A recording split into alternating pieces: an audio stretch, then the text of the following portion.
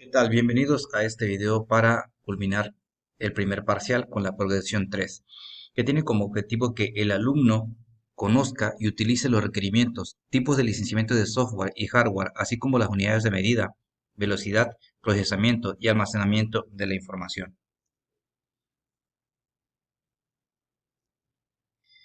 Antes de iniciar haremos un pequeño repaso, plantearemos diferentes situaciones que ustedes van a ir contestando. Sabemos que el software se refiere a todos aquellos elementos lógicos e intangibles, es decir, son el conjunto de programas, guías y reglas informáticas que van a permitir ejecutar diferentes tareas en un dispositivo digital. Vamos a leer cada enunciado y vamos a contestar si es verdadero o falso, tomando en cuenta siempre los requerimientos de software. Estas van a ser las características que debe tener la computadora para ejecutar una aplicación o un dispositivo específico. La respuesta es verdadero. Cada vez que ustedes van a utilizar una aplicación o un dispositivo, deben de ver que los requerimientos de software sean los correctos. Los requerimientos de software pueden incluir tener ciertas aplicaciones específicas instaladas. Verdadero.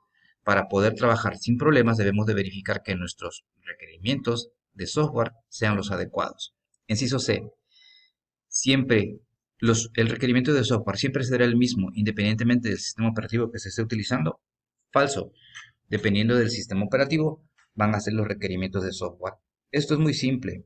Los programas que utiliza un dispositivo de Apple no va a ser igual a un programa que utilice un dispositivo que maneje Windows o Android. Inciso D. Los requerimientos de software no son motivo de preocupación si estás utilizando un dispositivo móvil como un smartphone o una tablet. Falso, porque esto debe de preocuparnos siempre que no tengamos los programas adecuados para ejecutar un dispositivo u otro. F. Los requerimientos de software pueden incluir o tener ciertas actualizaciones instaladas como un Service Pack para el sistema operativo. Verdadero. Así como los teléfonos inteligentes, las computadoras necesitan actualizaciones, por lo tanto, son importantes. Por último, los requerimientos de software, si son los correctos, los que están instalados, nunca tendrás problemas para ejecutar una aplicación. Verdadero. Siempre que tengas los programas adecuados, vas a trabajar sin problemas. Bien, dicho esto, vamos a pasar al siguiente punto. Vamos a iniciar con esta presentación. Primero que nada, dando una breve explicación sobre la importancia de los requerimientos técnicos para los dispositivos como computadoras y teléfonos inteligentes. Vamos a explicar cada uno de estos en la siguiente presentación. Primero que nada tenemos que ver los requerimientos y los tipos de licencia. Los tipos de programas y licencias. Para sistemas operativos contamos con Windows, Mac y Linux, los tres más populares.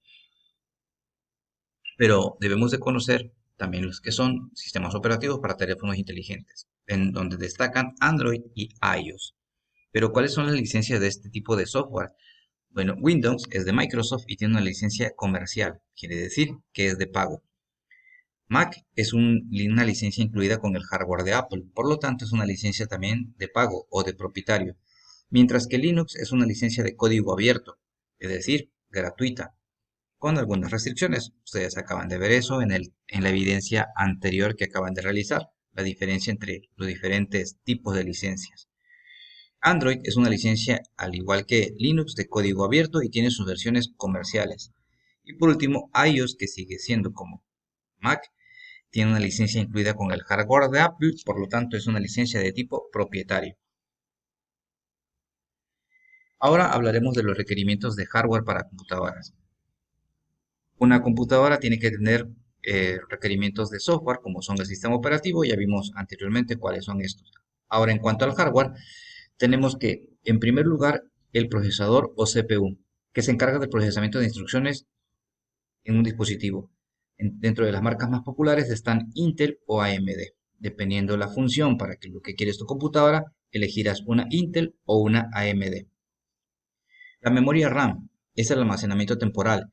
Aquí se recomienda mínimo 8 GB para un funcionamiento básico. Si tienes menos, vas a contar con ciertos problemas para las aplicaciones más recientes. En el disco duro o el SSD se refiere al almacenamiento de los datos, donde se recomienda ahora un SSD por la rapidez y un almacenamiento mínimo de 250 gigabytes. La tarjeta gráfica o GPU se recomienda para cuando lo van a ocupar en juegos o tareas gráficas, por ejemplo, juegos de última generación o programas de diseño. La placa madre es donde se conectan todos los componentes, debe de ser igual de última generación para que no tengan ningún tipo de problema. Y la fuente de alimentación debe de ser una muy estable para que los equipos no se sobrecalienten. Ahora, en cuanto al hardware para teléfonos inteligentes, muy similar con unas pequeñas variantes. El procesador sigue siendo para procesar instrucciones y se recomiendan procesadores de tipo Snapdragon, Exynos o Apple en la serie A. Aquí hay una gran variedad, así que solamente tomé los más populares para mostrárselos. La RAM es el almacenamiento temporal. En un teléfono celular se recomienda mínimo 4 GB.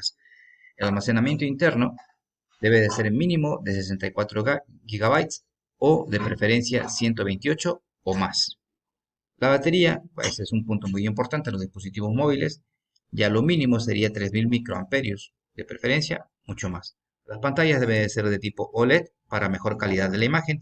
Y la cámara, que es un punto muy importante, sobre todo aquellos que cuentan con diferentes tipos de cámara o varias cámaras a la vez con muchas funciones.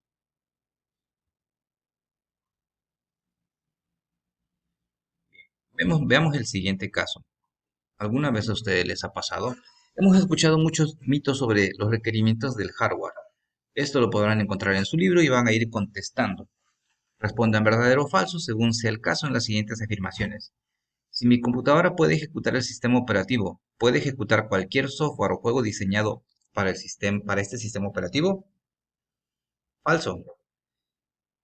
Aquí es muy común que el hecho de tener una computadora no quiere decir que específicamente tenga que funcionar todo el tipo de programas que instalen. Deben de ver los requisitos o las características del software.